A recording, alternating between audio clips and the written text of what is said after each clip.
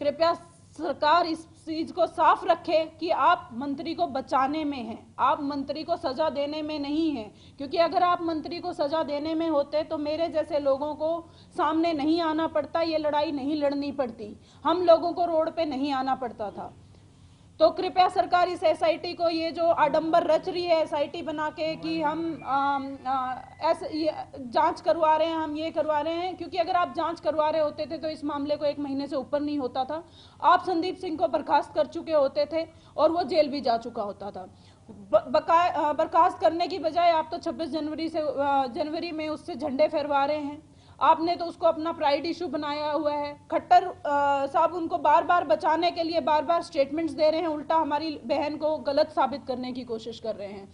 तो खट्टर साहब, मैं आपसे एक बात पूछना चाहती हूँ, आपके खुद के तो बेटी है नहीं, आपके घर में तो खुद कोई महिला है नहीं, तो हमारी बेटियों की इज्जत क्या आपने इतनी सस्ती समझ ली है कि आपने ये अपना प्राइड इशू बना लिया है कि बहन को गलत साबित करके उसको जेल भेजा जाए और अपने मंत्री को ही बचाया जाए।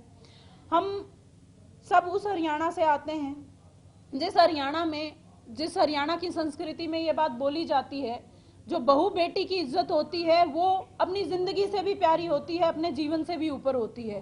क्या उस हरियाणा में इस तरीके की चीजें आजकल होने लग गई हैं कि बंद कमरे में लड़की की टी शर्ट फाड़ी जाती है, उसको रेप करने की कोशिश करी जाती है, और बाहर उस एक दूसरी लड़की की जो उसके लिए आवाज उठाने की कोशिश कर रही है, उसके लिए लड़ने की कोशिश कर रही है, और एक क्वेश्चन करने पे ही उसका जवाब देने की बजाय आप उसके साथ इस तरीके से उसका आप शॉल उतार रहे हो, उसके आपके गुंडे उसको वहां पे भरी भीड़ में फांसी लगाने की कोशिश कर रहे हैं, और किस तरीके से आपकी सरकार उसको घसीट रही है, किस तरीके से आपकी सरकार आपका प्रशासन उसके साथ बर्ताव कर रहा है।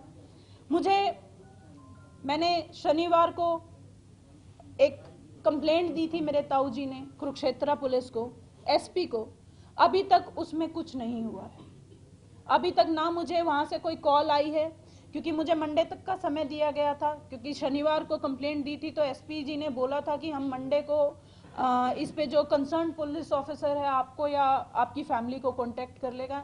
ना मुझे ना मेरे परिवार को आज ट्यूसडे हो गया है किसी भी तरीके का कांटेक्ट किया गया है।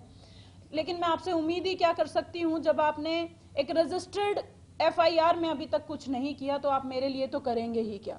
अब इस लड़ाई को हम अपने तरीके से लड़ेंगे, हम अपने सामाजिक तरीके से लड़ेंगे। आप सब लोग यहाँ पे बैठे हुए हैं, अब ये लड़ाई मेरे साथ मेरा समाज लड़ेगा, क्योंकि हमारे यहाँ हमारी बहन बेटियों की इज्जत हमारी जिंदगी से ज्यादा होती है।